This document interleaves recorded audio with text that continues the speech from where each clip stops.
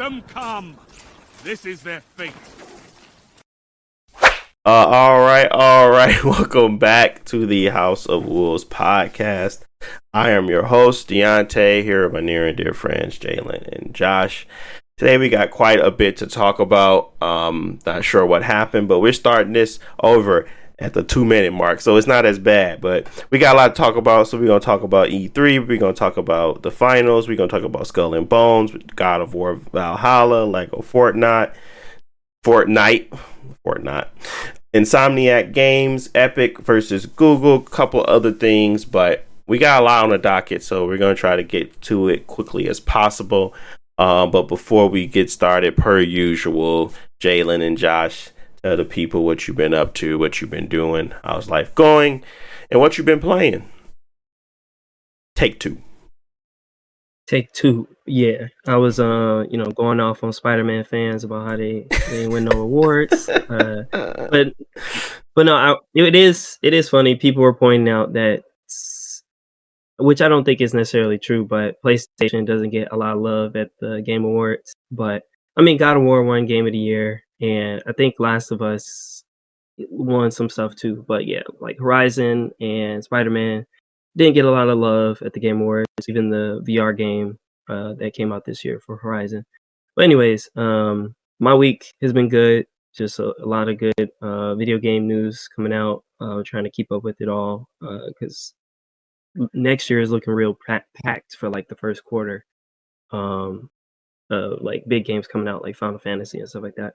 Yes, it is.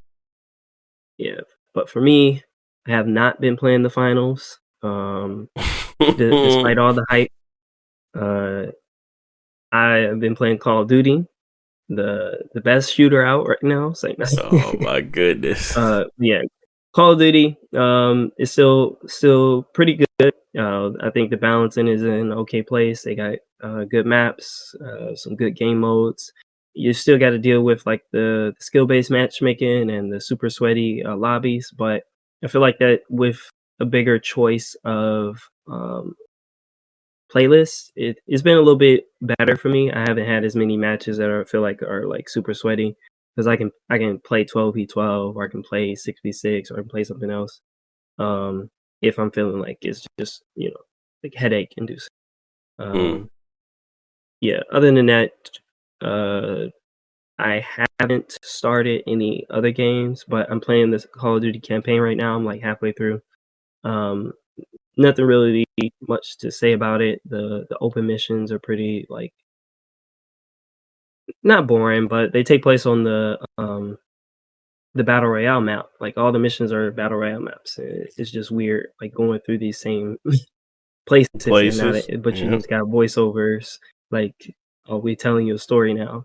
So it's a bit weird, but I'm almost done with that, and I'll probably move back on to Divinity so I can actually push through that and then move on to Baldur's Gate. But yeah, that's all I've been playing video game wise. What about you, Jalen? Video game wise, I mean, it's still the same. I mean, we did our last podcast on Saturday. I mean, playing a little bit of Hyperlight. I was playing a fair amount of Call of Duty. I was playing with some of my boys. Call of Duty. What's up with this game? Not fun. What type of guns you been using? Assault rifles? I don't know. Some of the guns just don't work. I mean, I'm like, my gun not working. Some of the guns don't work, he say. What are you talking about? I can describe it, bro. Pulled out an MCW. I'm like, bro, this gun not working, bro. I'm not. Just give me my bad speed again, bro. That with the attachment system, you really gotta like build your gun the right way, or it will feel like really ineffective. And you need attachments, like yeah. I don't even mean to get into a rate about Call of Duty. It's supposed to be asking and stuff like that, but sometimes leveling the guns up take too long, and then they want you to put these attachments on there. You used to first get an optic, like that used to be like one of the first attachments you would get. Mind you, I ain't been playing Call of Duty like that. You know, I'm used to the older Call of Duties. Red dot sight be like the first thing you get. Why do I need to get a gun on level 10 to get one optic on here, bro? Like, yeah, it take too much time and stuff like that, man. It get a little annoying. So this is not a game that I'll just be cutting on by myself. I'm fine with just getting scraped, getting stepped on, as long as I'm playing with my friends and cracking jokes and stuff like that. Because I'm not getting stepped on. I can't take this game serious, bro. I literally can't take this game serious. All right, man. All right. Bro. But you said what? No, I agree with that attachment thing. It's too much time investment, and you got to level up other guns to get the good attachments to be able to use on your different gun. But that is all part of a pay to win system where you can just buy something in the store. It comes pre-equipped with attachments. But it's trash. Yeah, that's why I'm just like, yeah, whatever. I don't even really care too much about it, or whatever, if you will. So, but other than that, I mean, like I said, I've been playing a little bit of Hyper. I'm trying to see if I could beat that real quick. The game ain't that long and stuff. Probably about halfway through. But I mean, yeah, that's really about it. So not too much my way. Very uneventful, huh? Yeah, very. Well, I mean, hopefully. Hyper light, because you're saying I heard you talking about like the dashing and like the puzzles and stuff like that a little bit. Yeah, no, it's just I could tell they were just trying to not make you feel the game. I don't think the game too hard, but I could see certain things where they like one wanted to feel like too powerful or anything like that, because I could see how the dash could be like real powerful. So in addition to being able to having a once you buy the dash or whatever, you got to be able to time the dash, right? So it's create a little bit of stress when you got different enemies and they fight you a certain way and stuff like that. You still got to time your dash. On top of that, once you hit it like I think the second or third time, you can crash in the walls. Yeah. So if you crash in the wall, you get stunned. The regular dash, you don't get stunned or whatever. And then on top of that, you can slide after you dash a couple times because you need to slow down. And then that slide could lead you into like danger and stuff like that. So I mean, it's not something that's prone. I just thought it was interesting that you get this upgrade and this upgrade come with ramifications and stuff like that. So it's like they're not prevalent ramifications, just the fact that ramifications is present when the first one didn't have any ramifications. So it just felt a little artificially with it. But I mean, it's cool though. I remember getting stuck on like an ice puzzle. You had to dash, but you slide after. So that stuff you was talking about just like make it worse or make it more difficult. They try and be creative with it and not let you just do anything all willy nilly. But yeah. Yeah, like no, that's too easy. It's too much of an upgrade. Like let's limit it somehow and give it a drawback. Like you don't have to, but yeah. Yeah. So I think I think that there's like those some mechanics can be fun and some mechanics can be just super like really annoying. I never played Hyperlight Drifter, so I know like with Fury, I remember that game, they had a really annoying way they kind of made you dodge. So I kind of didn't like it, but at the same time, it's like a mechanic that's also meant to challenge your timing. And that's sometimes those timing based ones they feel a little off, especially with whatever button they might be matched to sometimes. So I get what you're saying there too. But I never play Hyperlight Drift. Interesting though. Interesting. I ain't been doing much. I ain't gonna lie. I mean, I've been playing the same old games. I mean, I'm in Mass Effect. I'm having fun. And spoiler, I don't like Ashley. Ashley is a racist woman right now in Mass Effect 1. Did you hopefully? Oh, go ahead. Did you hear her say what she say about aliens on the Citadel? Nah, I ain't hear her say nothing about the aliens on the Citadel. I just heard her say about old girl. When I told her about her, I was like, listen, she my girl. She blue, but she my girl. And she said something like, at least she looks human or something like. I said, man, you racist.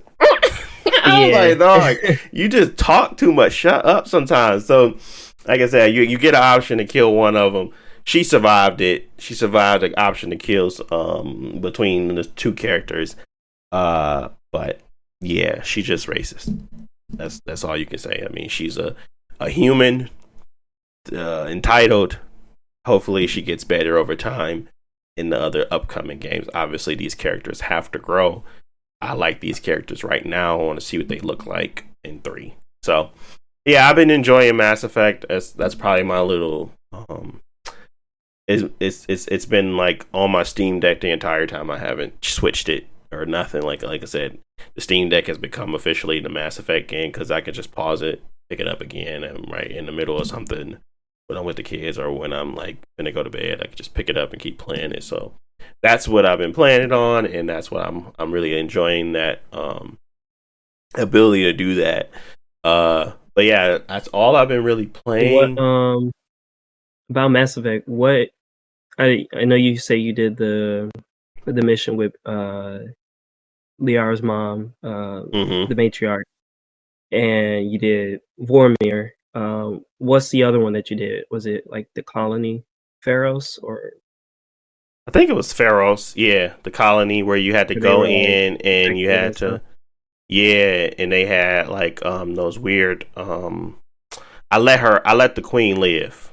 I looked it up. I didn't look up too much, but I let the queen live. So I did do that option too, where I let the little bug queen live.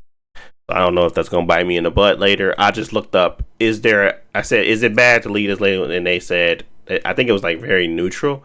I just left it alone. I didn't read too much into it, but I was like, I'm gonna just let her live because I wanted to let her live.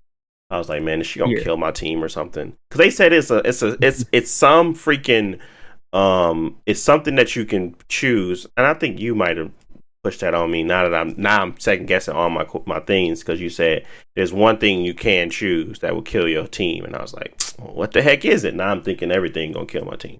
So yeah, that was one of them. I looked up. I was like, man, is she gonna kill my team or something? But no, it was neutral. So, but yeah, that was another one of those. And then, I think that's about it. I mean, Mass Effect's been out for a while. If you ain't played it, you like me crazy, because I just left it alone. I didn't think I was gonna like it. I'm thoroughly enjoying Mass Effect 1, and like I said, I'm gonna probably push through. I did try Dragon Dogma, did not land with me, and that's simply because I don't understand it, and I was like, I don't have the time to try to figure it out either. I was like, if it ain't click in the first 15-20 minutes, I'm done. So it didn't click, but I might give it another shot later on. But right now I was like, I'm probably too invested in Mass Effect to try to give something 3 hours of my time right now. Probably 40 minutes, and if it don't catch me, it's not going to happen right now. So not saying it's a bad game, just saying it didn't catch me in the first 40. Probably is something you have to learn a lot more about the mechanics and get to a space where you now have a lot of like combos and things like that. But right now it's just not for me. But I don't think I had nothing else. That was it. Just been a Mass Effect, so that's been fun. You know, a lot of crazy stuff happening. But what we're gonna do now is we're gonna introduce some topics, and I'm gonna let y'all take the lead on that. So first thing we're gonna talk about, and that's gonna be that E3 dying. If you would go ahead and read their final tweet. This is so weird. I just don't get it, but I mean they're closing it. So I'm gonna let you take it, Josh. Introduce this. What's happening with E3? Yeah, I'm trying to pull up the tweet, but as y'all know, E3 has been down and out for the last 5-6 years. I don't even remember the last like really good one in person one they had. Yeah, it was definitely before COVID. Their last like in person event. But yeah, as of today, why is it 404 forbidden? What the heck? Sorry, I'm trying to pull up the tweet. Yeah. The tweet, yeah. After more than 2 decades of E3, each one bigger than the last, it's time to say goodbye. Thanks for the memories. And that's it. Hey, I was reading that and I said, huh? Y'all ain't gonna say nothing else? So I really wanted to figure out if they like literally just didn't say anything else. And yeah, that is it. So if you go to their website, Josh, it's just that statement again. And you can't click on nothing. It's a HTML, G. That's crazy. So, yeah. What was your? I know you guys weren't big, but I was. So I'm gonna let y'all talk about it from that perspective. What are your thoughts on E3 canceling? I mean, like you said before, I think E3 was the best place for like game news all in like one place, and it also offered something to look forward to. Like if you ever traveled to that area when they were having it, like E3 would be the perfect event to go through, because a lot of events like the Game Awards or like the Sony event or Microsoft event, those are more private like industry things, whereas E3 they did have an element where it's open to the public, and you having the big developers be there and also the public be there is cool and gave something that you don't get from anything else. That being said, as far as like the leader and as far as like news and like just presenting a good event, I think that fell to the wayside a long time ago. Like I've seen a bunch of stories about developers like being unhappy about being at E3 and how they're treated and how things are run. And same thing with the public, where it's like tickets are probably expensive and it's hard to actually do anything there. Like the lines are 3, 4, 5 hours long. So it probably became unmanageable and they weren't making any money on it. So I think it makes sense for it to go. Like everything moves digital. Everybody has their own live streams. I can get basically the same experience from the Game Awards, and it's all in one place. I don't have to watch it for like 6, 7 days in a row. So I will miss like getting up. I mean, so I will say I don't think the Summer Games Fest has the same feeling as E3. Nah. But E3, I guess it couldn't do it anymore. So yeah. What about you, Jalen?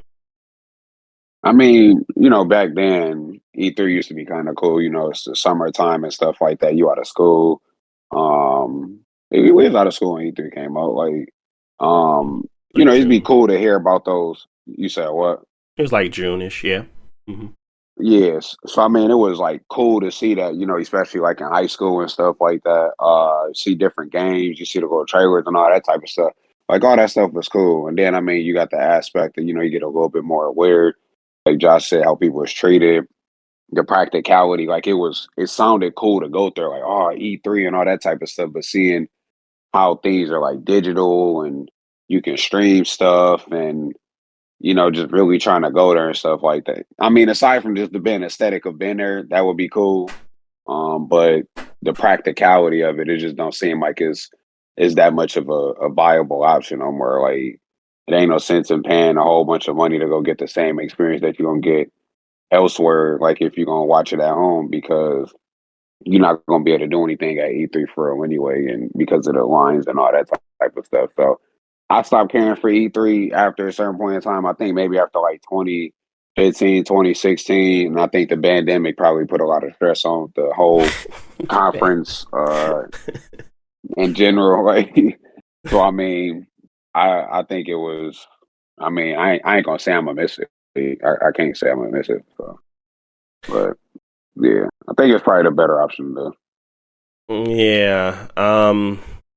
I mean, I will miss it. It's more of the simple fact that there was a space where people could like come and gather and talk about gaming in like a shared location. I feel like that was a big deal because of how media was first presented to the world. Like when you first had to break a game or break something, you had to like bring it to E3 because most people wasn't having so much access to a lot of different types of outlets that will provide coverage of said game for free.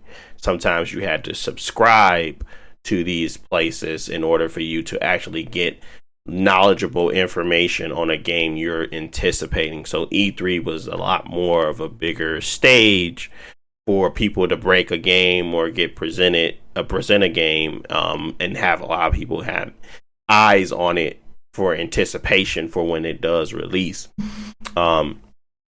Unfortunately, that a lot of the media just take that away from us, and that's fine. There's a lot of ways to, upgrade and change and still be relevant. It's tough when you see E3 go away and then you see what they're doing with the Game Awards. He's trying to make the Game Awards into E3 by taking away the Game Awards in general. It might as well just be called the gaming show, because it really wasn't a Game Awards. So it's starting to make things that he's presenting become more than what it needs to be, because there's no other outlet for these types of games to be shown in a special way, or at least in front of a large audience. The killing of E3 tells me exactly why the Game Awards was presented in that way this year. The killing of this next year is going to be even worse, because there is no anticipation. There is nothing. Obviously, if Microsoft has a booth, it's a big deal. But because now they're attached to so many different large companies, Activision, Blizzard, and Bethesda, these things become way more significant for their updates. So it's just going to be like Xbox is going to do their own thing, Sony's going to do their own thing, Nintendo has always been doing their own thing with the Direct, and there is nothing that kind of brings together in a moment in time where people can gather and talk about some of their favorite consoles, games, and what they anticipating in the future. So it is a little tough to see, but is it expected? Yes. I just it's tough for me to see it, because I really wanted to go. I was one of I was probably, out of all three of us, I was the one that wanted to actually go to this thing and kind of participate in it. Take extra deodorant, because they get smelly. Some of these dudes don't be washing up, man. I'm just telling you what it is. But games, man, we'll need a shower. I don't know, human decency.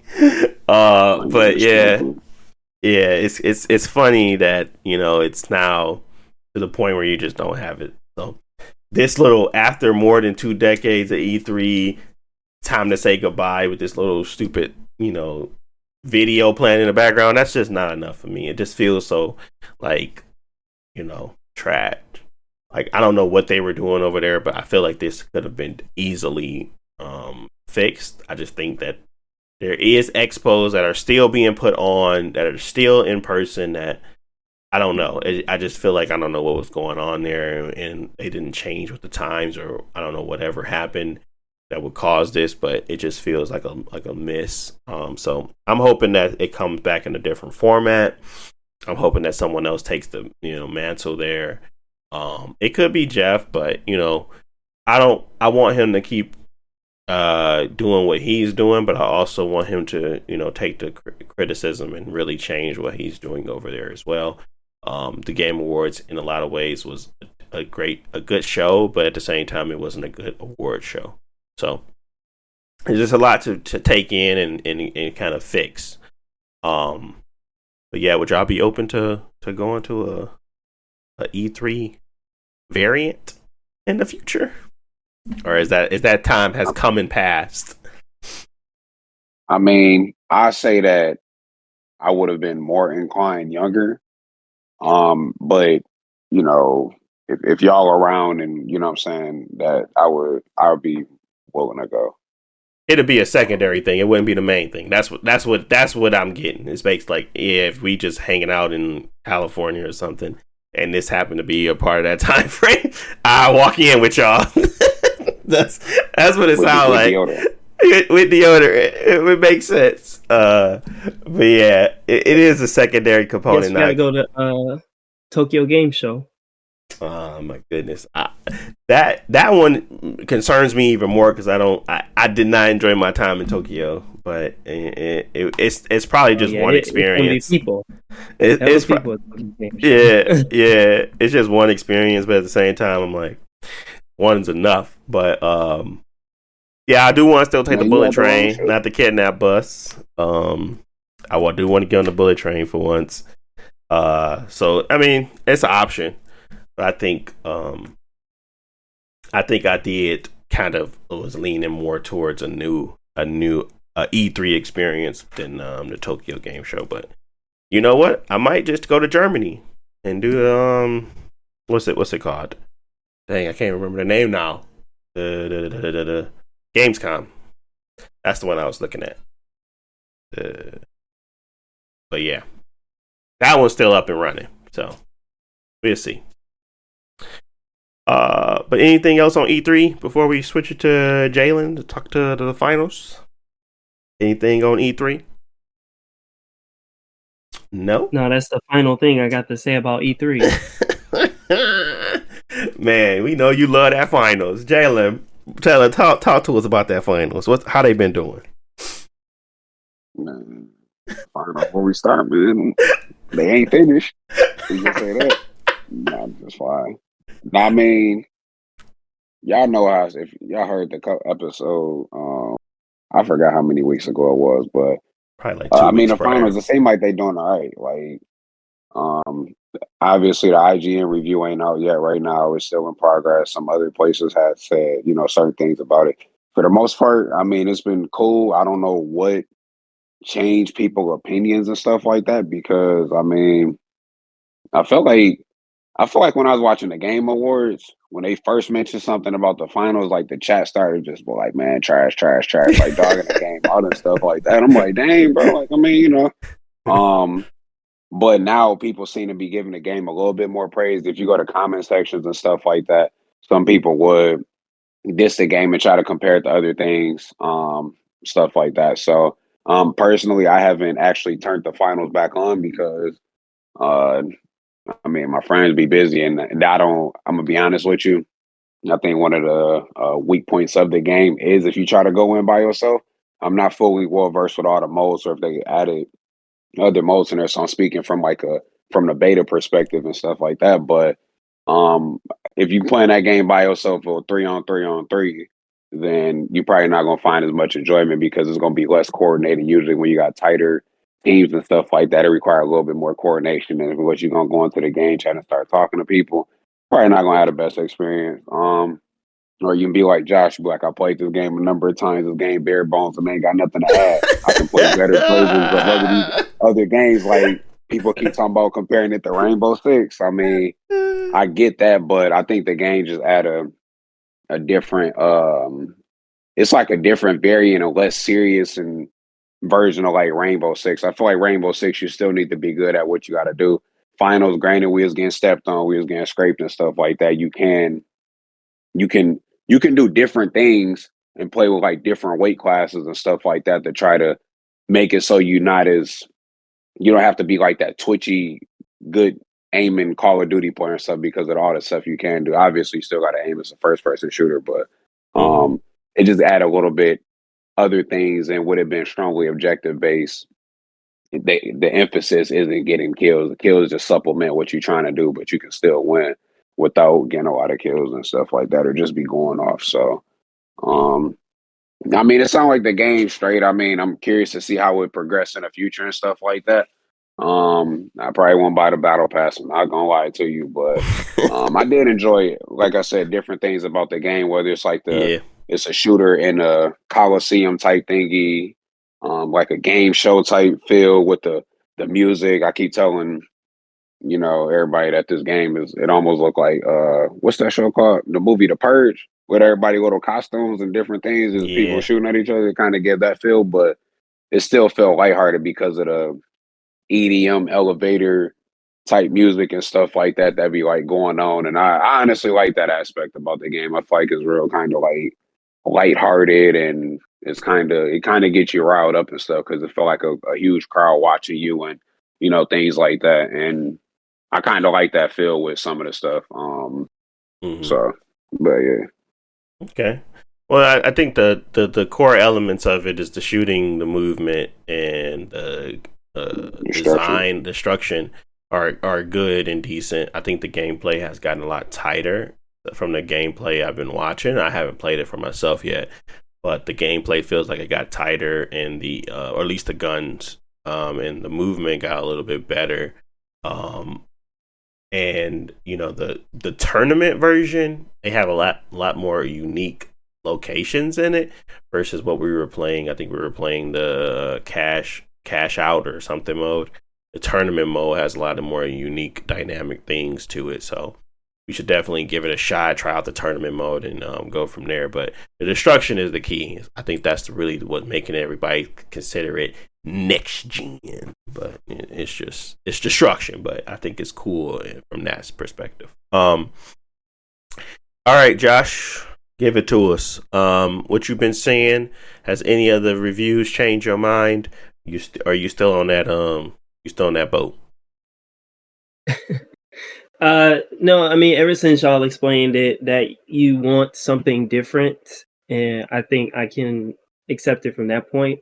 The stuff I'm familiar with, like playing first person shooters, like I don't get that feeling where it can compete with what I played from like when I'm familiar with. But like when it comes to new mechanics, new game modes, new like feel or style, that's okay, because I've seen some people saying the reason they like it is that it feels fresh, and then two, when you compare it to a game like Call of Duty, which is very like, I think all shooters are twitchy, but especially Call of Duty is a specific type of like flavor where it's like you're gonna run around the corner and you're gonna see that person, and like you literally like got like milliseconds to like aim at them and shoot them and kill them, or you dead like basically instantly. That's all it is. And it's less options to try to take on battles and approach things like that. And that's why I don't like it after playing games like Destiny, Overwatch, the finals, all these other games. I'm like, I got other ways of trying to beat somebody who's just they faster reaction time. They've been playing this game like their muscles work better than me at this game, and I just can't do it. Like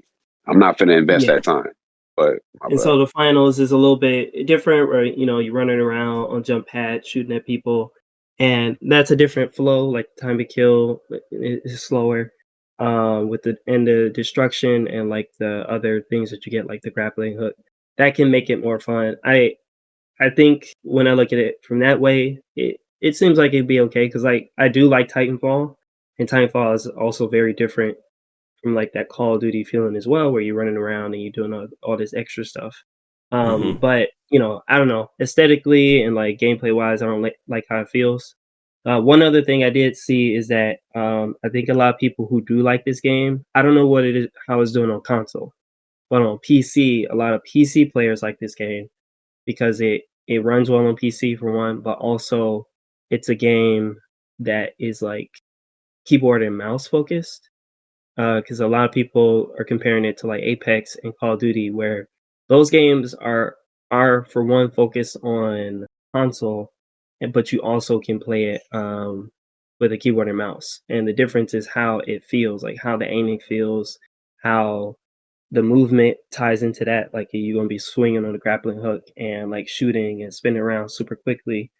Like that stuff is built for keyboard and mouse, and so I think that's one reason why it's popular. There's not a lot of shooters that still target keyboard and mouse as the first, like in mind as the first control type.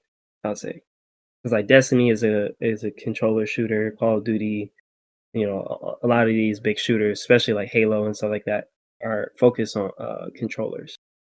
Yeah, I've seen a lot of people talk about turning off crossplay so that if they're playing on console, because you're just getting whooped, because it's not really a competition. It's not competitive because it's like they're just steamrolling you.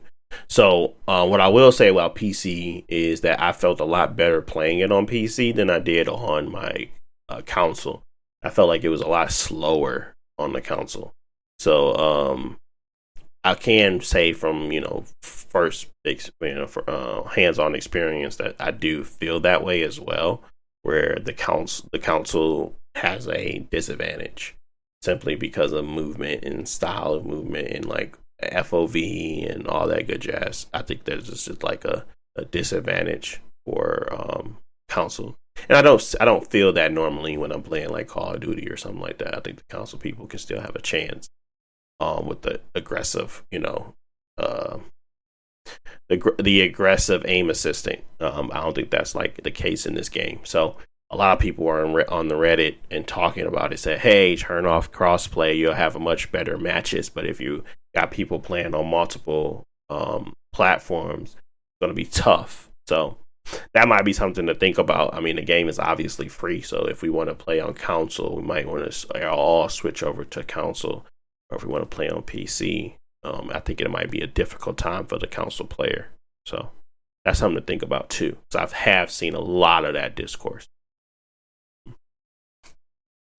But yeah, okay. Well, I mean, I'm glad that we kind of brought it to the light. I think that the finals is a great game. I don't think it's like the best thing I've played in a long time. A lot of people are saying it's the next coming of like arena shooters. I don't agree with that entirety. I still think Halo is the best arena shooter out right now. From modes to quality of the game to matchmaking to the feel of the guns, and everything like that. We just don't play it, but I still think Halo Infinite has the crown for arena shooter right now. But there's yet to be seen on whether or not this can overcome that, and so. Any last thoughts on the finals before we move on? When y'all gonna play it? I know Jalen ain't buying that battle pass, but you gotta support him. Support your boys. I play it whenever. I asked y'all that last week, and then the previous week, and then the previous week, and then the previous week. I mean, I play it whatever, man. I mean, I really prefer to play Overwatch. You know what I'm saying? I think the finals could be a good game, but don't let me convince y'all that it's better than Overwatch, or I'd rather play that versus Overwatch. I'm just trying to put a different flavor in my mouth just so I could have something. Pause that, but yeah. But yeah. I just had to say it. He said, "Oh my goodness, don't do that." My bad, G. You're right. My masculinity is too fragile. But yeah. Okay. I think having another option is always good. So. But all right, let's move on. Let's go to Skull and Bones. Skull and Bones is having a it's gonna be a quick one, honestly. Skull and Bone is having they're having like a little closed beta. I signed up. We'll see how it goes. Honestly, I was really intrigued by a battleship focused game, but then I realized they don't have any land combat, which kind of made me wonder, like, okay, how much can you get out of a game which doesn't have land combat and you don't have any like real looting or some type of, you're just upgrading your ship, right? How much of a game is that? So I think that's what their kind of concern was. So I want to see what the beta is and want to see what they have done with the game and what have they changed. Honestly, I don't expect much. I don't think that they're going to be doing a lot. Hopefully we can talk about it as I play it, so I can kind of come back and talk to you guys about it if I'm actually allowed to play it. But for the most part, Skull and Bones, you guys. I don't think you guys really cared about the game, but is there anything that Skull and Bones can do to make y'all want to play this game? That's a very simple question, I guess. Yes or no? Really? I mean, y'all can explain it, but you want to take this one, Jalen? You take it away first. Well, I mean, my comical standpoint, they just need to get a new developer. So, or yeah, you think the Ubisoft is the problem? When has they not been a problem? But anyway, y'all can have a more serious take. Go ahead, Josh. I ain't touching Ubisoft game. I don't have a super serious take for this one. I'll say I'll play it with friends, but I don't like pirates, so I don't care. What? What you like about pirates? I don't like pirates. I think pirates is lame. Oh my god! Amazing. Yeah, you never. I'm looking like, hold on. You must. I'm like, what you talking I ain't about? never. Yeah, ain't- like I mean, I'm not that big on cowboys either, but like I think Red Dead was fun. But I prefer space stuff. I don't care about pirates. I'll be a space pirate, but I don't care about singing sea shanties and a smelly old man on the boat.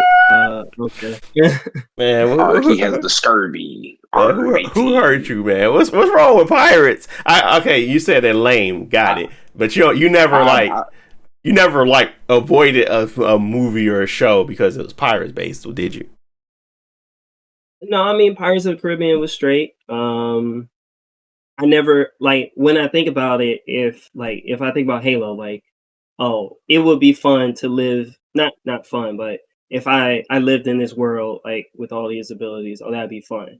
But then I put myself in the shoes of a pirate. It's like, what is fun about being on the boat for 3 months, smelly and sweaty, and disease. like disease, don't nobody brush their teeth.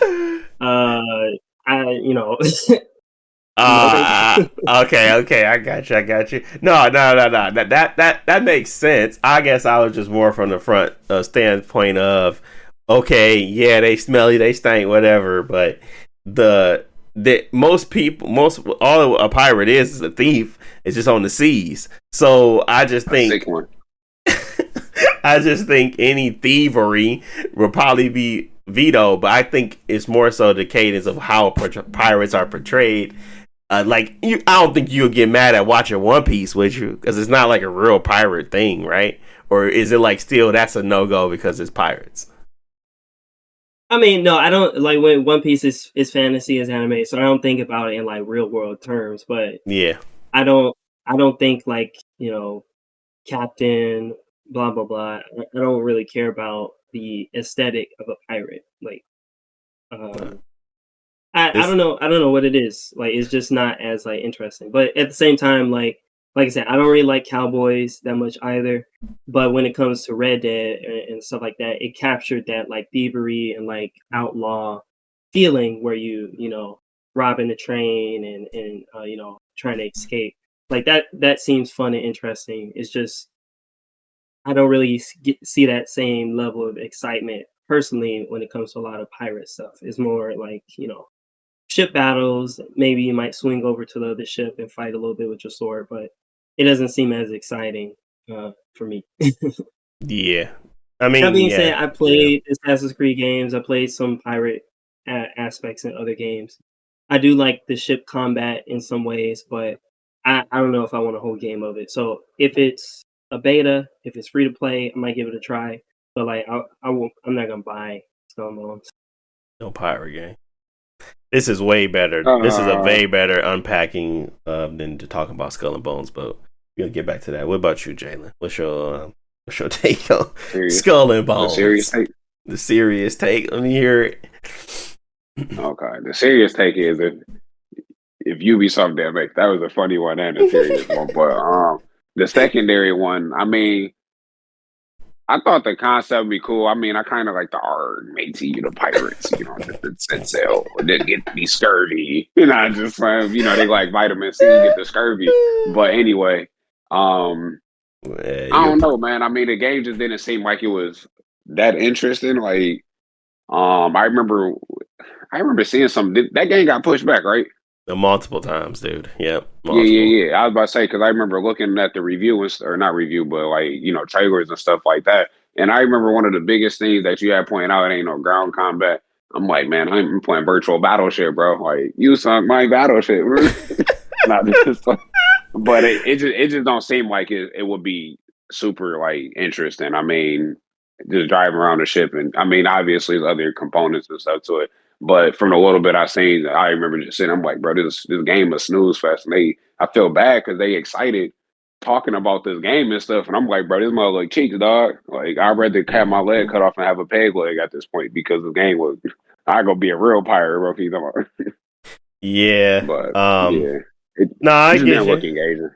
It just don't look engaging. That's simple as that. I think I wanted a pirate game, but I know this ain't the one, and that's sad because it ain't even came out yet. But I think that's the sentiment of a lot of people. It's just that even if you were interested in the pirate world, like I really like Black Flag. That's probably one of my favorite Assassin's Creed games, and it was all based around pirates, but it wasn't like a generic pirate story in my opinion. It just felt like a little bit more engaging. Plus the ship combat was very new. It wasn't like stale. I haven't seen it multiple times in different iterations over. Like Black Flag was that one, and it had a lot to do with slavery. It was like a lot of different real world components to what pirates were and why they kind of had their point in time and why it mattered. So I like that, but having a whole game based around that, but not truly having a set like they really needed to set the dynamic or like set the stage for it to be presented in a better way. Like there had to be a anchor there, like a real character that they created in this world to show me why Skull and Bones mattered, why this world and this story mattered, why I wanted to continue to play. And for them to go into this whole MMO before they even did that, like Black Flag was their attempt, but everybody didn't play Black Flag. I think Ubisoft should have stepped back and made a more personal story in regards to the sea in this combat, and then spent that off and had an additional component there for multiplayer. Like I needed a hook to get me to play the other parts. Like there is no hook right now. Like I'm not interested in just ship combat. It has to be more, and I don't think they have more. And I think they're trying to build it on the fly. So that's what I'm looking for. I'm looking for the more, and I'm looking for something intriguing or engaging. But it ain't gonna be no Pirates of the Caribbean DLC. It has to be truly something that shows that they are putting in the effort to tell a good story or tell something that's not just the day-to-day monotony. I have enough games and they do it a lot better. Like Diablo is the better game for a looter game. I understand you're playing a totally different and you're doing ships instead of this, but at the end of the day, you're just doing combat. You have to figure out a way to differentiate yourself, and it ain't just gonna have it being on a boat.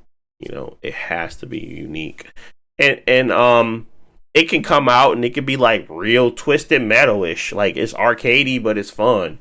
They could do that, but I don't see that happening either. It seems like it's trying to go for a realism thing. So there is no in between here. It's either make a great story to combine with your realistic looking game, or go a different way and start to build out the arcadic part of it and arcadey part of it, and really show how fun and engaging this ship combat can be. Because right now you telling me I can put on I could be a bracer and I could become the one that really breaks the ships. Gee, fun. It's just not that fun. It's not that interesting. So they need to figure out a way to hook people. And what they have shown as of now is just ain't it. Any final thoughts on that before we move on? Anything y'all want to mention, add to the Skulls and Bones? I was gonna say they definitely need. If I would be more interested if it was just a completely fantasy pirate game where you fighting the Kraken, you fighting the Urbosa and the pirate zombies and stuff like that. Like I think that Sea of Thieves had an interesting idea with actually including that stuff in the regular gameplay, but I just didn't like the overall aesthetic and gameplay of the game. So personally, I'd be more interested in that.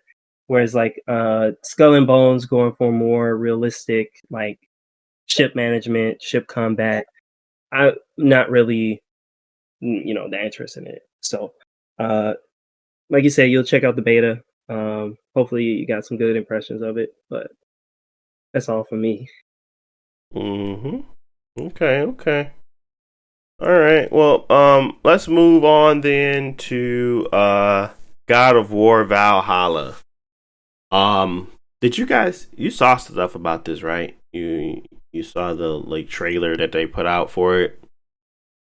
Yeah. Yeah, okay. Well, the good thing is that they added a lot of story beats to it. They added a lot of him going through his journey in this roguelike mode. So I think it's really cool that they have did that and it's showing in like the gameplay and like who you fighting and stuff like that. I think that's really cool too. Um, I always like the God of War combat, so I'm really interested in seeing what they can do with it with like the additional power ups and perks and stuff like that to make it fun and engaging. They actually mentioned some of challenges to be as so difficult that none of the devs were able to beat it or conquer it yet. So that's interesting to see. I want to kind of see who humbles them and who makes them feel like like they suck at their own game, because I know somebody gonna do it in the next like 24 hours more than likely. There's somebody out there crazy and that's gonna be able to challenge themselves to complete it. But some of my most popular videos were me going through and talking through like the killing some of the Valkyries. So this might be something intriguing to kind of put on the stream and just kind of play through. So it might be something I just kind of make it a little event too. But God of War Valhalla. I know you played the first one, Josh. Jalen, I know you ain't played none of them. Does a roguelike DLC change your opinion? let me hear it. Is it? Are you finally going to pick up a copy of God of War Ragnarok? I mean, I still want to play Valhalla. No, not Valhalla. Ragnarok. Yep. Yeah, I still want to play Ragnarok. This DLC is not gonna make me pick up a PS5 or a $70 God of War game, but I'll play it on PC. I think that the Valhalla DLC is good though, because I hear a lot of people are happy with the improvements to the God of War combat in Ragnarok, which was kind of my only like real complaint, was like the combat in the first one got old pretty quick. Mm-hmm. And yeah, always adding more story to it, because this God of War game is really franchise is really dependent on like the quality of its story. So I'm glad that they added more to it. Yeah. Yeah, I'll play it eventually. Just waiting on PlayStation, you know. Yeah, I think the PC version will probably come out next year sometime. I think they want to do the same thing they do like with like that Rockstar does. They want to give it a year to breathe and then kind of put it out again, a definitive edition. They have broken that a little bit. But most of their games they have in that year time frame. Ragnarok is probably one of their more flagships, so they haven't yet, because I know they did Rift Apart pretty quickly. So I'm assuming that next year we're going to get a Ragnarok deals drop, sometime in mid year, more than likely. So be on the lookout for that. I mean, Jalen, this ain't changing your mind, right? I think this is pretty much, no sweat off your back. It's just kind of, I'm glad they did it. I guess. Let me let you talk. What do you think about this extra fun DLC they gave us for free? I mean, I ain't gonna lie and say it's changing my mind, even though I like to joke around and stuff like that. And as tempted as I was, I ain't gonna do it. But I mean, it ain't gonna change my mind. I think God of War a cool game and stuff like that. And I remember a long time ago we talked about they reduced a lot of the gore and stuff like that. But I mean, I ain't got the time to play it, so.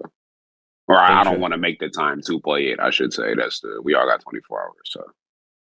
Gotcha. Yeah. It's cool that they did that, though. No, absolutely. I think the kudos is simply that they did it. I don't think it's really going to change anybody's perspective on what the game is and who's going to play it. It's just more so nice that they did it. I think that that's more of the cadence that I want to see from them. And I do want to get a proper DLC. But I think what they did here is just nice to kind of give us a taste of some of the different things that they can kind of create in this world. And it's literally a roguelike, so it'd be fun to kind of play that and, you know, die and keep going and getting better. So I'm intrigued by it, and I'm definitely going to give it a shot. It's just really hard to go back to games. I don't know if it's just me, but I think for y'all too, maybe.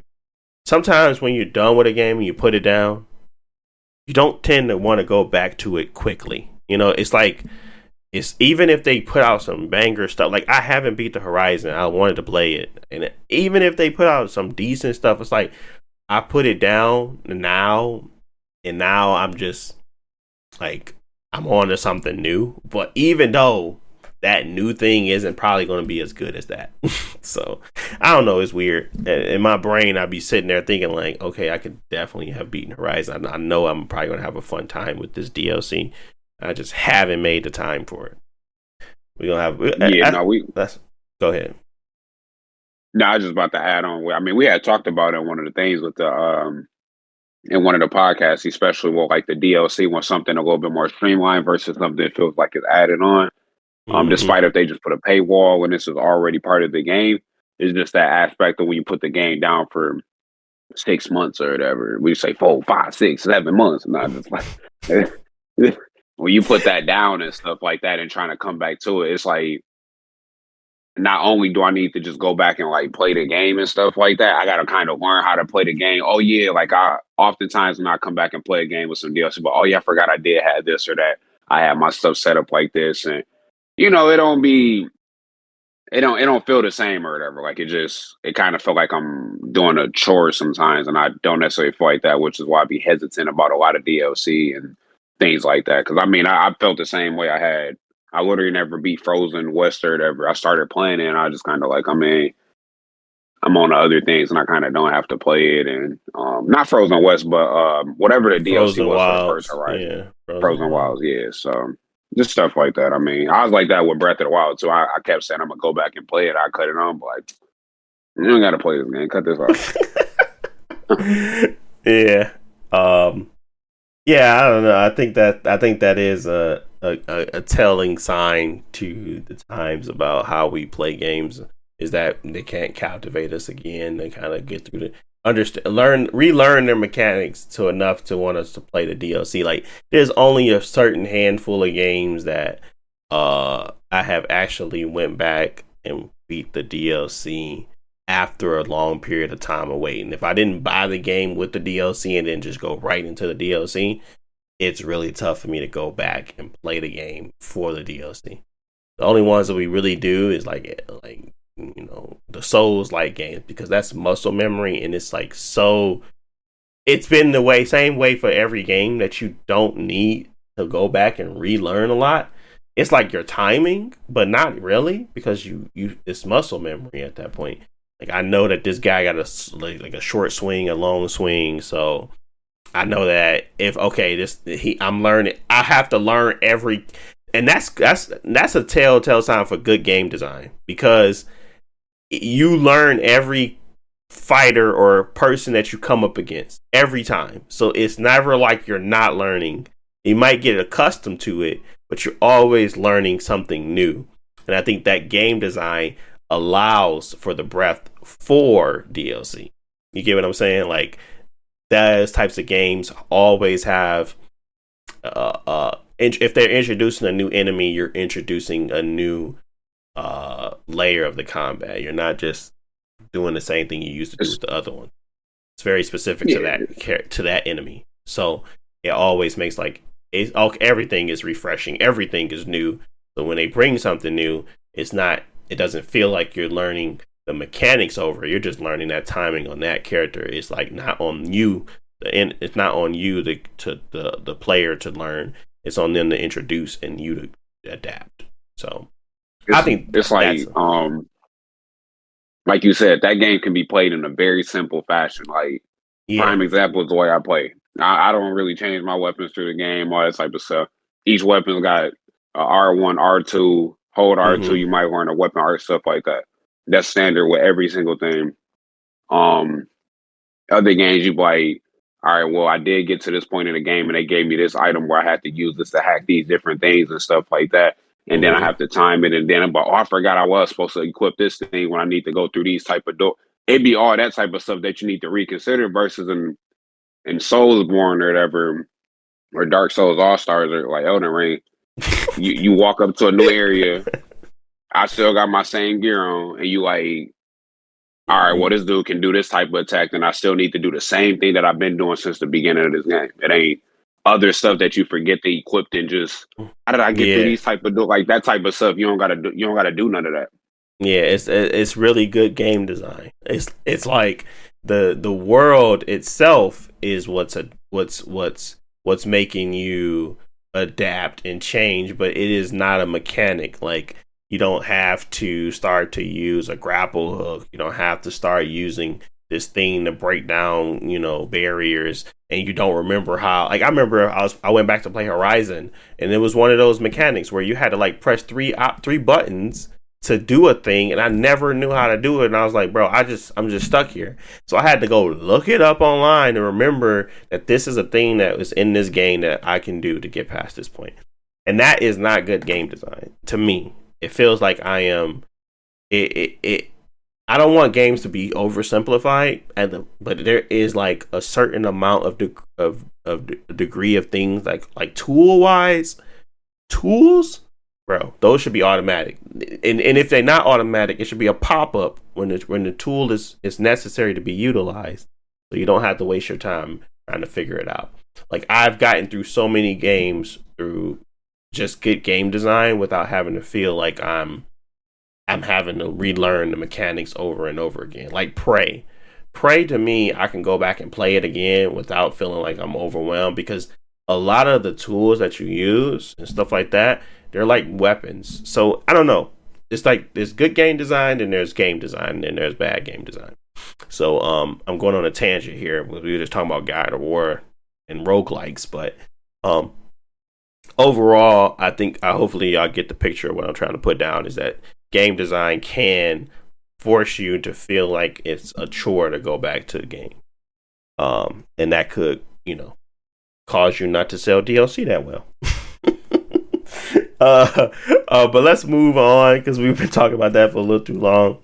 Let's move into Spider-Man 2. Josh, you want to talk about the discourse online about what's been going on with Spider-Man 2 and what's the flavor of the month for that? This would be a fun one. Yeah, it's mostly directed at the Game of the Year award itself, because Spider-Man was nominated for a bunch of stuff, but it didn't win anything at the Game Awards. I think that the other games in the other categories were pretty clear winners, but for a lot of people online, they don't understand how Spider-Man couldn't win Game of the Year when it comes to like story, like, the quality of the acting, quality of the animations and the camera work, the combat, how fast and flashy it is, and on the technical aspect as well, where the game looks really good. It's a very big world, and they got the seamless fast travel thing going on. So it's firing on what feels like all cylinders, but it didn't win anything compared to like Baldur's Gate 3, which did win Game of the Year, which is a slow pace, turn-based game, and people feel like something that you've seen before. So most of the discourse is just like, look how trash this turn-based combat is for Baldur's Gate 3. But Spider-Man, you can, swing and throw cars and throw people and all these like animations and stuff.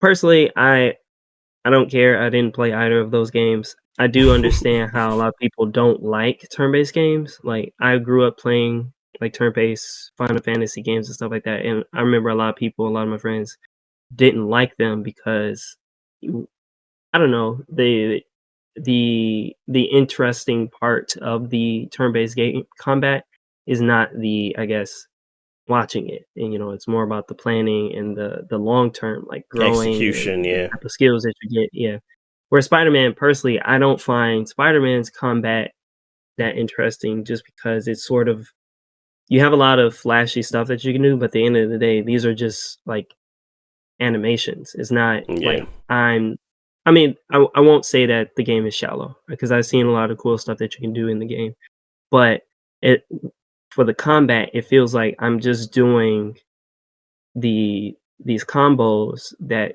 put together big flashy animations, but it's not me actually really getting creative with how I put together the combat. Whereas like Baldur's Gate 3 is the perfect example of this is an RPG that basically is going to let you do anything that you want to in the combat, and it all works. Like you could throw a potion at your teammate and heal them, or you can throw a potion at the enemy, and how the game calculates its damage, the bottle will hit the enemy first and do like 1 damage, and then it will heal them. So if the enemy's got 1 health, you can throw a potion at them and kill them with the bottle because the glass will hit them, and it won't heal them. Like games don't really go into that like level of granularity that it does that Baldur's Gate 3. So no matter what videos you look at, Spider-Man is always going to look flashier, but it doesn't have the same level of depth and like player creativity that you get out of Baldur's Gate 3. So that's the main discourse, but I think we're going to be seeing a lot of that for the rest of the year because I think Sony fanboys are a big part of the online community, and they're very loud, and they all got blue check marks on Twitter. So you're gonna see a lot of it. Yeah, you are. Jalen, what's your take? I guess what y'all think when it comes to, I guess, like, you know, the flashy AAA games versus like a turn-based game that, you know, is slower pace. Yeah, no, I agree with a lot of stuff Josh said. I was about to actually screenshot this post, but I couldn't. Yeah, I'd have had to screen record it basically. I know y'all be busy and stuff. Y'all probably won't see it, but it literally is this post. It was like something about what did it say? What did it say? My bad. It said 7 awards or something like that. This game's 0 for 7 for the awards or something, and had like Spider-Man looking out the window or something like that. And then so I'm like, all right, people mad about that, this, that, and the third. And then somebody literally comment, this part resonated. Deontay is like, get a PC, they the best console or something. It's best system and stuff like that. So I thought that was funny, and I was going to send it because Deontay was just literally talking about the PC stuff in the last podcast. And then they started going on as a war and stuff about like, well, why would I want to play a game that got at 0 for 7 for awards? I could just go play my PC. And then people like, I didn't know the game awards determined if the game was good or not, or if it should be played and stuff like that. So that was just funny because it incorporated what Deontay said, and then like the Spider-Man stuff. And basically people were saying the game trash because it ain't getting no awards, and, you know, people hating on the game and all that type of stuff. And then you got the people who like, this game should have got this, that, and the third. But like Josh said, I mean, RPG games, turn-based, that stuff wasn't as fun when I was younger in different types of games. But because the Spider-Man, you know, you got the action, the combat, you doing all these, like, man, do you see, did all that type of stuff. But it's like, how much new stuff, not saying that they didn't bring any new stuff, you kind of know what you're getting. Versus if you go try to cut a game on like Baldur's Gate or something like that, if you do it, so you like, all right, I'm getting a different experience instead of something that's identical to the previous game that I had played to some capacity. Similar like how Zelda is to like Breath of the Wild, like Tears of the Kingdom versus Breath of the Wild. We're not taking away that the game isn't good in certain aspects and stuff like that. It could be 9s and stuff. It's just not 10 everywhere, or it might not be 10 in that award. Like this game did something better in that aspect. So it's like, we seen the IGN score, like Spider-Man is a good game, but it ain't doing anything that's like groundbreaking where people just like, man, this game is just have to be game of the year. And I think a lot of people butthurt because they got a lot of investment. And then, I mean, people who adore Sony, like, you know, or adore the game. Even your statement about IGN reviews, even that statement is controversial because people don't even respect like these people that talk about games in regards to that. So like, even if they got a 10 out of 10, somebody would say, oh, look at this shows you that this game is good.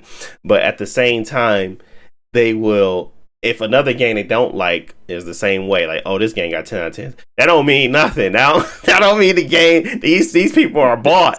So it's like you can't even say look at like these reputable people that have time in the industry that could talk about games. You really have to just not talk about it online because everybody has their own opinion. They're strong in its base. Like I said, we could talk about our game of the years, but my game of the year wasn't either one of those, and I'm fine with that. It didn't win any awards. It didn't like get the best reviews. It didn't do any of that. But it's my game of the year, so it's all my perspective. So it just feels as if you have to either love Spider-Man 2 and hate Baldur's Gate 3 or vice versa. There's no in between. And that's just not true. Like, I didn't play Spider-Man 2. I didn't play Baldur's Gate 3. I now own Baldur's Gate 3, but I haven't started it yet. But I have no distaste for Spider-Man. I just know that what I'm going to get when I play it, I'm not in that interested right now. I could just go play Batman that has, a similar, and I am playing through Arkham Asylum. I just haven't finished it yet, but it's just like there's just games out there that will scratch that itch that I'm kind of looking for when it comes to that game for far less money. So I just don't find that discourse online about how a game, because their budget is strong and they have a lot of animations, as Josh stated, should and deserves game of the year. There's plenty of other games that are very tiny, very small. I mean, we obviously saw that It Takes Two beat and came game of the year last year or 2 years ago. And I had a lot of fun with that with just my wife. And it's like there's experiences, and then there is these shoe-ins and stuff like that. I think that a lot of people were expecting this shoe-in to win, but then the experience of Baldur's Gate 3 is just far overwhelming to be ignored. You can play with all your friends. You can kind of make decisions together, and you can kind of like really mess up that game. And it's all housed within that, save states, everything. So it's not like it's just a totally different experience. It's a totally different thing. And people, when you don't understand it, they just hate on it. And that's just that. It is what it is. It's crazy, but that is the truth. But I know you introduced this, Josh. Anything else you want to ask or? No, I was just gonna say, not to hate on Spider-Man, but for me, I didn't expect it to win Game of the Year. I thought it would win some other stuff, but not Game of the Year, just because that feels like the mass appeal game. Like this is the game with the broadest reach. It's kind of the jack of all trades. Everybody and their grandma can enjoy Spider-Man in some way. But when it comes to Game of the Year, not always, but those tend to be the games, I guess, that should be like a not A's and everything, but this game is like an S in like this one thing, and like nobody else can compete with it. And I feel like those, we don't always see a lot of those games, but I feel like Spider-Man is not a S in everything, It's pretty good at everything, but yeah, it's not the most amazing game I've ever seen this year alone. So yeah. Okay. Well, let's wrap that up and let's move on to the biggest disappointment of the year, and that is The Day Before. Let's talk about scams. We know them, don't we, Jalen? We know what a scam looks like. We know we got bad actors, leave good maybe you receive goods, maybe you don't, leave good feedback. We understand what a scammer is. Scam likely. So we get it.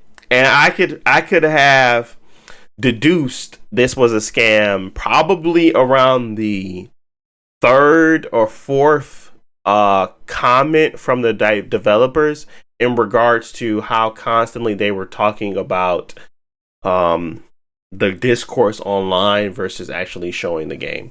The constant changes to the release date, the constant interruptions, or we couldn't get our licensing for this, but now we're just going to put it on Steam. there was so many red flags that went off for me in regards to this game that it was ridiculous, and I think everybody caught on wind to it. There was not like one person out there that really believed this game was going to be truly fantastic outside of what's their name? Fantastic. Is that the developer? They're the only ones that kind of believed in their lies. And also the volunteers. But the game came out, and it came out in probably one of the worst states of a game could ever come out. They had like little to no servers, and they would fill up pretty quickly. A lot of the mechanics, there was no real hit detection in the game. There was no real physics, no real animations. Like, you could really just clip through any and everything. You can clip through the zombies. There was a lot of just large issues with the game. Probably the biggest thing was the fact that they just literally had no servers, and the game world was empty. And they pretended as if this was supposed to be an MMO, but then they tried to delete everything that showed that this game was what it was supposed to be. So they deleted a lot of the first initial trailers. They deleted a lot of the initial posts. They tried to scrub for all of the MMO statements that they shown. And then the developer just started making very, very, very revealing statements about their game. We're very proud of it. We wanted to let them know we put our heart and soul into this. They literally said we're not scammers. Stop calling us that. So this is a company that has, I don't know how long have they been out. They had like a couple of games, but I can't remember off the top of my head. But they have had games in the past come out. And for you to come out in this state and in this blatant like lies is kind of just telling. And like I said, it was a huge scam. They obviously they can't do anything with the money that they earned, so they obviously giving it back. It would be too many lawsuits. More than likely, they are going to get some type of some of their backers or some of their individuals that actually paid for funding this game. They might come after them. Obviously, it felt like they had to just put something out to showcase that they tried. But this is something that could get them in some financial trouble. I have seen that they also have changed their name of the company to make it seem as if we're going to forget that they're not the same company. So there's a lot going on here, and it's still developing, but we know scams, right, guys? I mean, what was your first sign that this was probably not going to be the greatest thing? I mean, for me, it seemed like a scam from day one because the whole not day before. Well, nah, just from the day before, yeah. It's supposed to be like a Last of Us style game, but it's online. It's an MMO, and pretty much for the longest time, all they had were like screenshots, and they just talking about the game. And then like, okay, we're gonna drop a trailer next week. Everybody be ready for it Monday morning. And then Monday morning come around. Yeah, we couldn't get our license in for something or blah blah blah.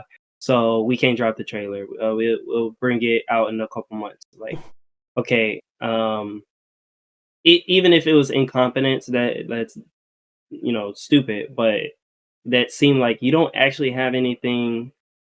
Like, at first, I didn't think it was anything. Like, you don't have a product. You just want people to give you money. And then they was like, okay, for real, this time we're gonna drop the trailer. And then they didn't. And then the third time, yeah, for real, we're gonna drop the trailer. And they did. And it looked trash. And it looked like this is what people are hyped for.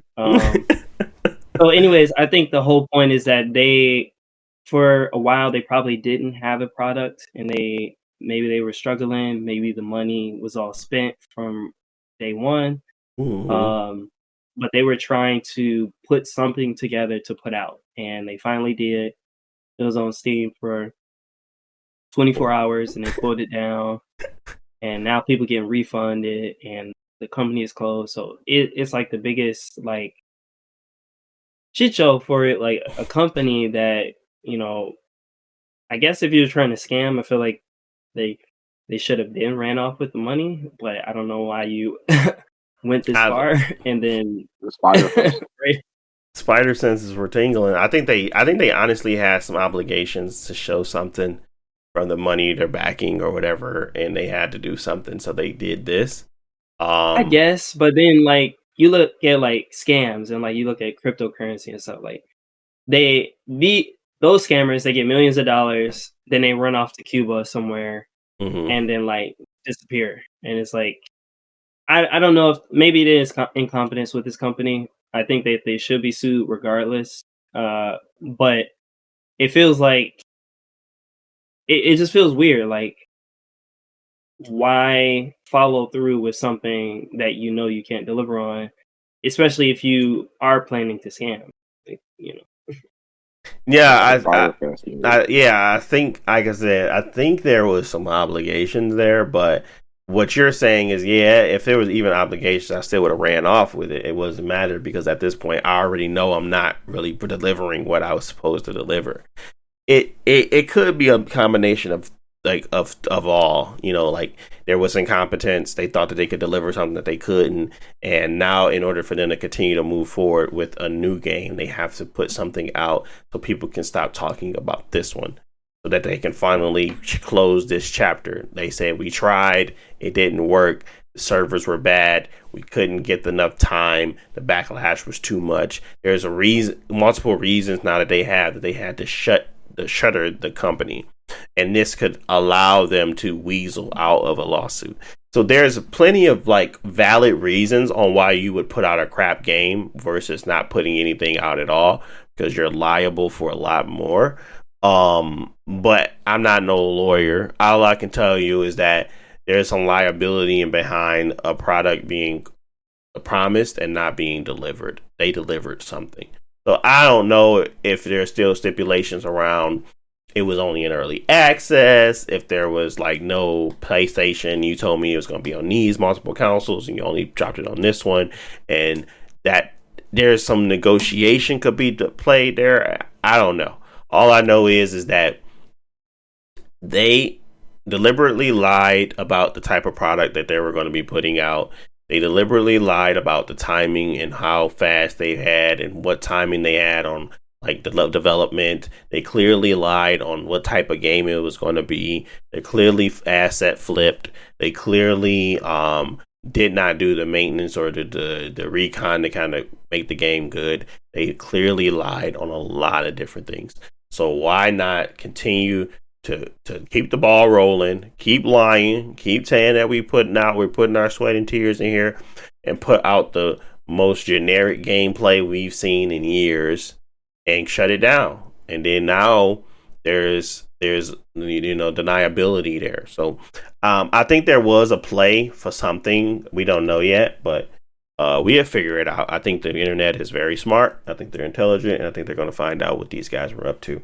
But the day before in itself, biggest scam of 2023 for sure. What else? Anything to add on that before we move on? Nah. Nah, yeah. You gotta leave maybe it. UFC product, maybe you don't. Leave the review. Please leave feedback. You know, I think we gotta let that dust settle, man. I think even talking about it gives it more power than it should have. I think it's a distaste to like real gamers, people that actually want to put in the time, developers. I mean, to put in the time to make a real game, it's like, yeah. And I seen DayZ and Russ was making fun of them too, which was interesting. But yeah, let's move on here. Let's get to the next topic. All right. So let's talk about Lego Fortnite. To me, Lego Fortnite can legitimately be a contender to take down or at least compete with Minecraft. I'm not a big Minecraft guy. I'm not a big Fortnite guy. But I'm a pretty decent Lego guy. I like Legos. I'm a big kid in that degree. And they have like pre-built things that you can go in there and make, and you can like have a world where people can come and you can like have a shared world between friends, and You can invite people in and onto your server. I think it's 10 people that you can do, or something like that. But yeah, you can like have a shared world with your friends and you can build stuff out. I love Legos. Like, I mean, that's my favorite. It's like one of my favorite things that I used to be able to kind of create and just build on my own is just like little Legos. I never had like a full large set. I mean, obviously, we weren't the most we weren't the richest family, but when I was able to get some like little toys or something like that, I would always go for some Legos or something like that to put together. So yeah, I mean, it hit a note in me because I was like, okay, this is just another thing where they give you some skins for Lego, but then they said there's a world, and then I saw the world, and I saw that it was like really nice looking. So, and it's a survival game, and you can just go into creator mode, and there's pretty much everything you can. I don't want to say everything you can do in Minecraft because there's a lot you can do in Minecraft. This is I don't want to put that out there on myself to make me sound ignorant. But Lego Fortnite has a lot more to it than just being a spinoff for another, trademark thing that they got in their game now. I think this is a value add for the creatives out there that didn't want to play Fortnite but have some interest in the Fortnite world. Maybe if I got a little bit of skins, because most of their skins transitioning into the Lego Fortnite world, where you can you put those on and they actually transferred over. So I think this is a very smart move. I don't know how long it lasts. I don't know what all it entails. But I know for a fact this has gotten me more intrigued in the last 7 days than I've ever been for Fortnite over the last 2-3 years. So they did something right. It's finally coming to a head that I can understand that Fortnite is more than just it's a universe. That's the first time it clicked for me. Whereas this is a freaking universe where they can literally continue to build into it. And I think this is their first wave of the universe, where they add stuff to it. So it's very early on in the stages. I think it can expand to be more. But what are your thoughts, Jalen and Josh, on Lego Fortnite? So yeah, Lego Fortnite is I was surprised too about how the quality of it. Fortnite has a lot of creative modes that's already existed. But it seemed like they actually built a Lego game, like a separate Lego game, like Lego Star Wars and stuff inside of Fortnite. And that's surprising because that's a big commitment on both their ends. It's not just a collaboration or a partnership. This is an actual video game that they put in there. And I think we're going to see a lot more of that because even this week they've shown off other games where Fortnite itself is not a game anymore. Let me rephrase that. The CEO, their plan for Fortnite is just not a game anymore. Fortnite is a platform. Fortnite is their metaverse thing. It's a platform. So instead of having a Lego collaboration where you go and play Lego characters and jump into Battle Royale, no, we're going to take Lego and put it in our game. And this is a completely separate game with different mechanics, different. Well, put it on our platform. Yeah, you said put it on our game. Put it on our platform, as in Fortnite the platform. Yeah. Yeah, Fortnite the platform. Kind of Fortnite. It's a store. It's a launcher now, and everything is shared between it. We gonna transfer your old skins over into the Lego skins for no extra cost. Which is actually pretty cool. So that being said, the Lego Fortnite of its own looks very fun. I haven't played a lot of the Lego games, just a little bit of Lego Star Wars, but I wanted to play a Lego game at some point because I do like Lego, and I do like maybe for this is a co-op game where you can have adventures with your friends. Maybe this would stick for us more because I think outside of Minecraft is successful because it has its core mode where you can build anything and stuff like that. But the other spin-off games have been okay. But I'm not really interested in, like, I guess, the Minecraft characters and aesthetic and stuff like that much. So, like, having the Lego version, I might be more interested into it. So, this being a free addition for Fortnite is, I think, very, very big. And as far as I can tell, it's not ever gonna go away, or at least for a couple years, because it's a game inside of a game. So it should be there for a while. They also announced Rocket Racing, which is Rocket League, but it's like a racing game, like Mario Kart. But that's also just launched within Fortnite. so far they've got 2 separate games inside of Fortnite that you can play if you don't care about the battle royale stuff. I think that's a big commitment, a big idea for the business. And if anybody could be successful at it, then maybe it's Epic. But I guess we'll see the long-term ramifications eventually. Like, is this actually going to make a successful Fortnite platform that people are just constantly coming back to like spend more money? Yep. And that's my thought on around it, and it's truly like, now I can tell what the universe is going to look like with the Rock Band, with the Rocket Racing. There's plenty of things, and the Rocket Racing looks really fun too. It's just like, there's plenty of things I don't have to engage on Fortnite anymore, but I can play within that realm of of that platform, and like the creativity behind it, because it is all just creative.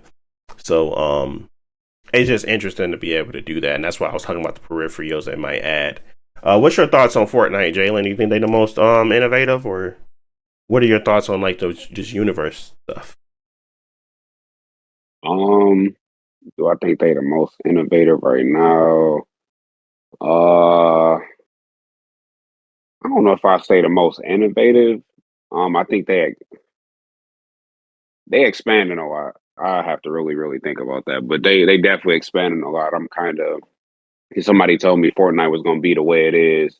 When was we playing the Wiz at Tilted Towers? What, 2017, 18? Yeah. Somebody said 4 to 6 years down the line, this is what Fortnite gonna be, and they're gonna be expanded this much and be biting off everything without shame and stuff like that. I wouldn't have believed it, but I mean, they feats and stuff is truly incredible, and and like you said, the way they expanding and stuff like that, it's almost giving a platform, for something for everybody within that platform, I should say. Maybe not everybody, but it's opening up for a lot of different people and stuff like that. Because back then it was that sweaty game where people build a 5-star hotel Wi-Fi in 2 seconds, and you just like, well. But now it's something for everybody, and they got a lot of innovation and stuff like that. So I'm impressed. Well, I tap into it. I could, if it's something that worthwhile that incorporates all of us, then sure. But last time I was playing it, maybe like a little over a year ago or something like that. I wasn't like too pleased though. So yeah, it's cool though. Yeah, I'm gonna try to see if I can run around like Lego Goku, but that's about it. It's I feel like I'm gonna have fun on a creative side more than anything, like building my base, trying to survive the night situations, and then kind of building out the little pre-built things that they have in there that you can build if you go find the resources. I think doing that stuff with friends is fun, but at the same time, I know that that's not the games that we normally play. So I'm gonna just play it for myself, the creative stuff, and then if y'all join, y'all can join my world, and that's easy. I don't have to do much. I don't have to prep y'all for it. It's just really joining my world, see what the heck I've been building, and then if you don't want to play it ever again, you don't have to. It's like it's no real commitment, because I don't need y'all to play it. I just need it would be interesting to see how a shared space like that can be manipulated by everybody, because everybody can start something different. It's not like we gotta be doing the same thing. It's just a shared space. So interesting. Go ahead, Josh. I'm sorry, I didn't mean to cut you off. Oh no, I was just saying I forgot about that Rock Band mode as well. So Yeah, I think it's very interesting that Epic is gonna keep doing like I'll put it this way, like there are a lot of people that love Fortnite and then there's a lot of people that don't care about it. But they're gonna keep adding more and more stuff to it to where it's gonna get to a point where you not have to play Fortnite, but it's like you don't have to touch the battle royale. You don't have to touch any of that. But we got something for everybody and you gonna get on our platform whether you like it or not. Oh Like yeah, that's what they're gonna yeah. definitely they ripping off everything. They're gonna probably Fortnite Sports. You don't think they're gonna have some peripherals where you can be playing like a Wii? Like that is the go to. I don't see them not doing that. Like those little games like that where you can play online and have like peripherals that they can sell you to connect to your consoles and on their platform technically. Yeah, like they can even make your phone, but that's crazy. I wouldn't do my phone, but they can do like certain technology things to make that work. So Yeah, and all these anime game collaborations they got, it wouldn't surprise me they put a arena fighter in there, anime arena fighter. Oh yeah, and take all the skins and you can play who you want to play. Like they have so much, it's unlimited, bro. Like they have they Epic Games. Everybody is using the Unreal Engine. Like that is Epic. They have the leverage to say, okay, y'all using our assets, y'all using this stuff. It give you a better discount. We could do this, we can do that to give you better splits. That's why you're trying to make their platform so good. I don't like it because they are technically trying to become a monopoly on their own. But I think that they have the more muscle to make their reality come true. I mean, their dreams come true. Turn into reality. But yeah, it could get spooky out here, Jalen. They could have everything in there. You might have to play it. And they start teaming up with Dark Souls and put some Bloodborne stuff. You can still wear your Goku skin going around smacking. You can go fight what's his name? Godric. Yeah. It's just like silly stuff like that. I think that they have the avenue to pull off because they already showed us in 3 separate drops. Like this is their what's the name? This is like their big one for the year, but they dropped 3 things in that. They dropped the Rock Band, they dropped Rocket Racing, and they dropped Lego Fortnite. They didn't have to split that up. They said we drop in 3. So they got some stuff in the tuck. It's just, it's gonna be what it is. But we've ran out of time, unfortunately. I had a few other things I want to talk about, even with Epic versus Google, and them actually getting that win. But we're gonna have to table that for next time. But I do appreciate you guys getting here to this point. If you got here, you're the real OG, as always. I appreciate you guys listening and enjoying it. If you do want to find this on YouTube, you can follow me at BCD Universe. That's where I put all the House of Wolves podcast up.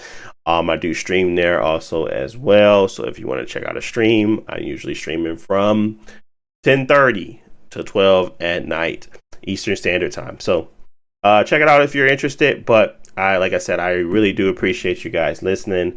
I am checking those numbers. We are growing, so I appreciate you guys coming back and checking and enjoying the content we're putting out. So I want to make sure we keep getting better for you. But yeah, anything you guys want to say to the people before we get up out of here? Yeah, actually, I was just gonna, because it's just news now. I was gonna say rest in peace to Andre Braugher. He's the Captain Ray Holt from Brooklyn Nine-Nine. He passed away today. Really? A lot of black actors this year passed away. But yeah, that's all. Wow. Rest in peace. I like this character a lot. Yeah. Dang, I did like him too. And it is like the more dominant, like it's like a lot of our very prominent black dad like and I don't want to say dad like, but they're like individuals that just like, that's unfortunate. There's not a lot of there's not a lot of successful black actors in general that we see a lot in media, but especially the older ones, like Denzel Washington, things like that, people who aren't, been around for a while, and they, younger actors look up to them, and they pass away, and actually pretty young, because Andre was 61, and like I think Yeah. a couple of the actors that passed away recently were early 60s, late 50s. So it's still really early. So yeah. Yeah, and I was talking to my wife about this not even that long ago, dude. Like honestly, like 2 days ago, and we were like, "Why is there a lot of British black actors?" And I was like, "Well, our American ones." I said, "I feel like America has never given us the opportunity to like study the arts. I think we are very destined for a certain particular lifestyle or life, and the arts is just not in us in a lot of ways where we can even break. Even if we do want to participate in that, breaking a black man as an actor is so difficult to me. It feels like there's there's this stigma that we don't have the capability. And I was at one point, tying it to just the struggle and like the ability for us to even be able to pursue those types of opportunities and pursue that type of thing. Like I wouldn't even know where to start to tell my dad or my dad's dad that I wanted to pursue the arts. Like I wouldn't know where to start with that. Yeah. And so I guess it was like a combination of just not having the ability, not that being not that being what we perceive ourselves as, not having the ability, and then on top of that, just the stigmas around and things that we just can't do it. So nobody that even is performing in that or are doing well can get those opportunities, because a lot of them are British actors or from the UK, or they're just a lot, and we don't even know it. Yeah, well, there is black people in Europe also have their own struggles, but I think that it's part of the culture. It's a lot more opportunities to just get into art. There are more art schools, maybe they're more affordable, things like that. So even if you are a lower income person in Europe, you may have more opportunities. Where in the US, it gets very difficult, especially if you want to be an actor, but you're from Cleveland, Ohio. You got to go out to California. You got to go out to New York, and it's very difficult. Yeah, it's like based on their culture versus find ours. The culture in Cleveland, Ohio, to build up actors that you would need. Because I mean, you probably should start from as a child if you want to be a successful actor. So I think culturally, there's a lot missing here in the U.S. as well as the black experience as well. Yeah, and he was an American actor, but well, rest in peace. That is sad, but I think he did add a lot of value to cinema. So I appreciate that, but 61 is very but yeah. All right. Well, I again, I appreciate you guys listening to this point, and I want to thank you for sticking around. So we will catch you all next week with more topics, more things to discuss. Like I said, follow us. Well, you can't follow the House of Wool podcast because I haven't made a Twitter for it or nothing yet. But you can follow me, and I post all that good jazz. So BCD Universe everywhere, TikTok, the Twitch, YouTube, blase, Twitter, X, all that. So thanks for listening, and we will talk to you all next week. Peace.